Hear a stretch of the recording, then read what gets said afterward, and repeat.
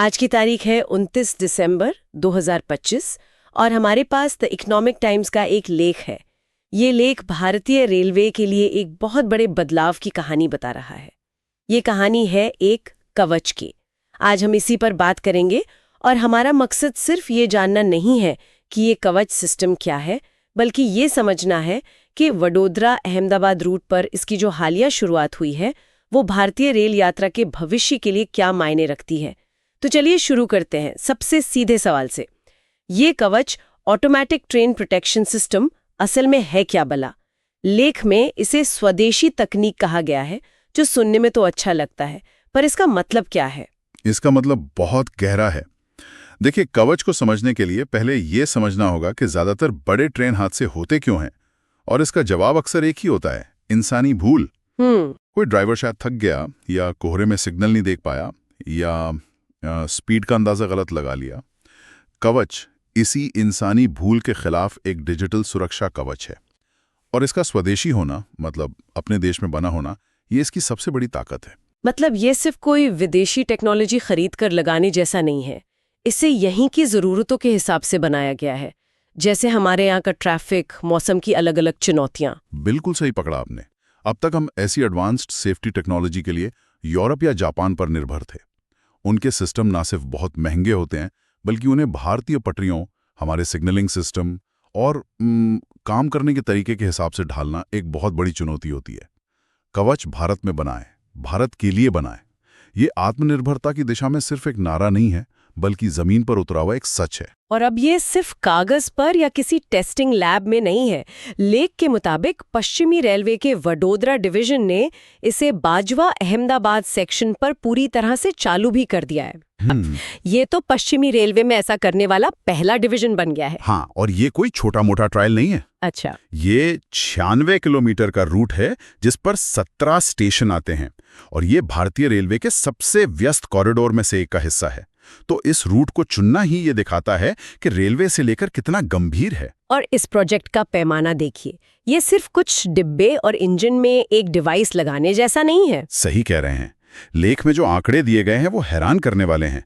23 communication tower, 20 control huts और 192 kilometre लंबी optical fibre cable बिछाई गई है। ये तो अपने आप में एक बहुत बड़ा इंफ्रास्ट्रक्चर प्रोजेक्ट लगता है। बिल्कुल, लेकिन असली जादू उन 2872 छोटे-छोटे RFID टैग्स में है, जिन्हें पटरियों के बीच में लगाया गया है। RFID tags? जी, ये इस पूरे सिस्टम की आंखें और कान हैं।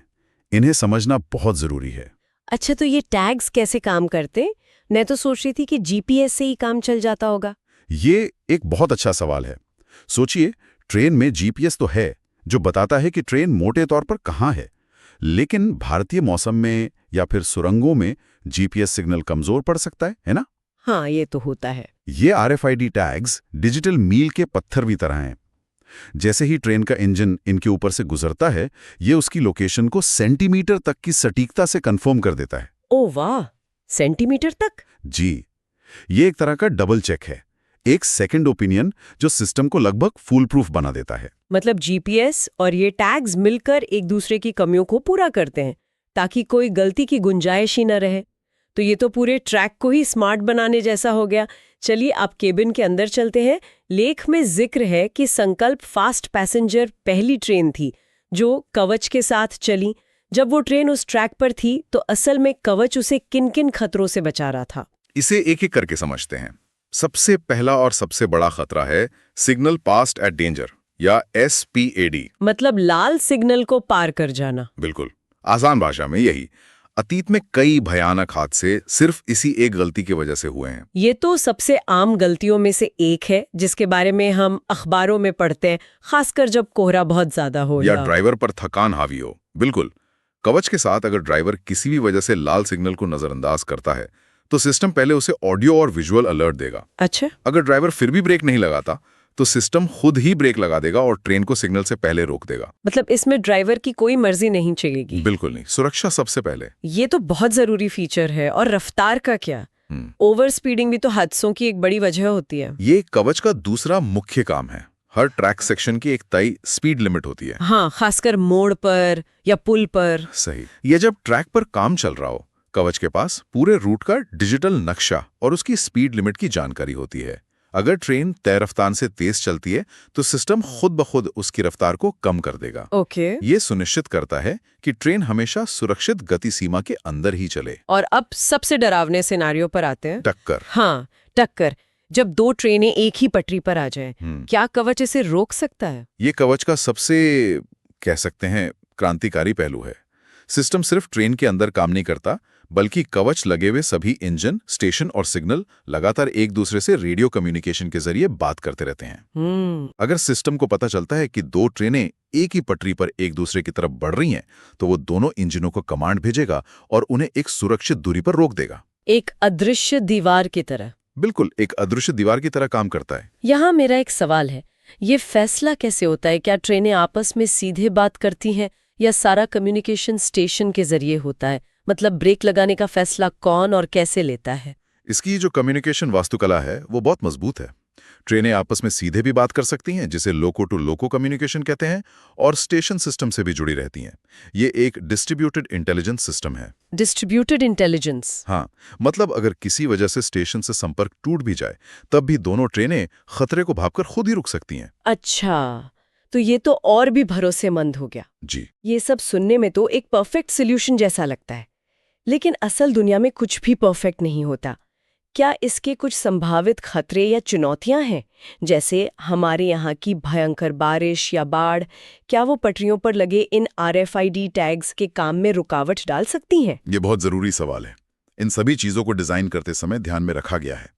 ये टैग्स और बाकी उपकरण इंडस्ट्रियल ग्रेड के होते हैं, जिन्हें हर तरह के मौसम, चाहे वो तेज गर्मी हो, भारी बारिश हो या कड़ाके की ठंड, उसे झेलने के लिए बनाया जाता है। लेकिन हाँ, किसी भी टेक्नोलॉजी की तरह इसकी भी सीमाएं हैं और इसका लगातार रखरखाव बहुत जरूरी है। और सबसे बड़ी चुनौती? सबसे बड़ी चुनौती है इसका विस्तार। पूरे भारतीय नेटवर्क पर इसे लगाना एक बहुत बड़ा और महंगा काम होगा। और अब जब पूरा नेटवर्क इतना डिजिटल और कनेक्टेड हो रहा है, तो साइबर हमले का खतरा कितना बड़ा है? यह आज के समय में हर बड़े इंफ्रास्ट्रक्चर प्रोजेक्ट के लिए एक हकीकत है। रेलवे को यह सुनिश्चित करना होगा कि कम्युनिकेशन नेटवर्क पूरी तरह से सुरक्षित और एन्क्रिप्टेड हों। ये एक लगातार चलने वाली लड़ाई है, जिसमें टेक्नोलॉजी को हमेशा हैकर से एक कदम आगे रहना होता है। और इसका आर्थिक पहलू भी तो होगा। जाहिर है, इस सिस्टम को लगाने में काफी खर्च आया होगा। क्या हादसों को रोककर जो पैसा और जानें बचती हैं, वो इस खर्च से ज्यादा है? अगर आप सिर्फ पैसों के हिसाब से भी देखें, तो एक बड़े ट्रेन हादसे में जान माल का जो नुकसान होता है, रेलवे की संपत्ति को जो क्षति पहुंचती है और ट्रैक बंद होने से जो ऑपरेशनल लॉस होता है, उसकी कीमत बहुत ज्यादा होती है। कई बार एक ही हादसे का नुकसान एक पूरे सेक्शन पर कवच लगाने के खर्च से ज्यादा हो सकता है, और इंसानी जान की तो कोई कीमत ही नहीं लगाई जा सकती। सही बात है। तो हाँ, लंबे समय में ये आर्थिक रूप से भी एक समझदारी भरा निवेश है। तो सुरक्षा इसका सबसे बड़ा फायदा है, ये तो साफ है। लेकिन क्या इसके कुछ ऐसे भी फायदे हैं जिनके बारे में अभी ज्यादा बात नहीं हो रही? कुछ ऐसा जो सतह के नीचे हो? हाँ, और यहीं पर असली गहरी बात आती है। मेरी नजर में कवच का सबसे बड़ा फायदा लंबे समय में सुरक्षा नहीं, बल्कि डेटा होगा। डेटा? जी, डेटा। सोचकर देखिए, पहली बार भारतीय रेलवे के पास अपने सबसे व्यस्त सेक्शन का एक लाइव रियल टाइम डिजिटल नक्शा होगा। अच्छा। हर एक ट्रेन ठीक ठीक कहाँ है, किस रफ्तार से चल रही है, कौन सा ट्रैक खाली है, सिग्नल की क्या स्थिति है, ये जानकारी एक सोने की खान है। दिलचस्प है। इस डेटा का इस्तेमाल कैसे किया जा सकता है? कई तरीकों से। पहला, वो ट्रैफिक को बहुत बेहतर तरीके से मैनेज कर सकते हैं, जिससे ट्रेनें और समय पर चलेंगी, पंक्चुअलिटी बढ़ेगी। बिल्कुल। दूसरा, वो इस डेटा का विश्लेषण करके ये अनुमान लगा सकते हैं कि ट्रैक के किस हिस्से में या किस इंजन को मेंटेनेंस की जरूरत पड़ने वाली है। और तीसरा, और शायद सबसे बड़ा फायदा, वो नेटवर्क की क्षमता बढ़ा सकते हैं। क्षमता? वो कैसे? जब आपको पता हो कि हर ट्रेन ठीक कहाँ है, तो आप सुरक्षित रूप से उनके बीच की दूरी कम कर सकते हैं और उसी पटरी पर ज्यादा ट्रेनें चला सकते हैं। ओके, मतलब ज्यादा एफिशिएंसी। एग्जैक्टली। सुरक्षा एक हेडलाइन है, लेकिन असली गेम चेंजर डेटा और एफिशिएंसी है। ये डेटा वाली बात वाकई सोचने वाली है, और ये मुझे एक और सवाल की तरफ ले जाती है।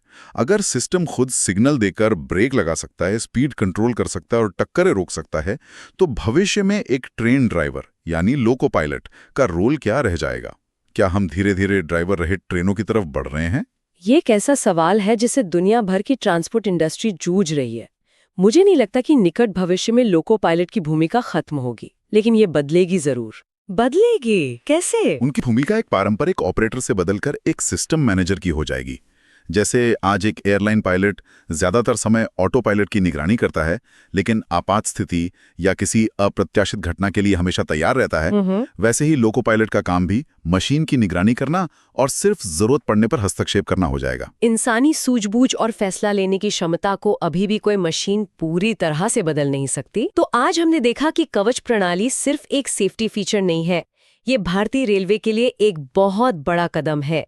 ये एक स्वदेशी स्वचालित सुरक्षा कवच है जो अब पश्चिमी रेलवे के एक अहम हिस्से पर काम कर रहा है।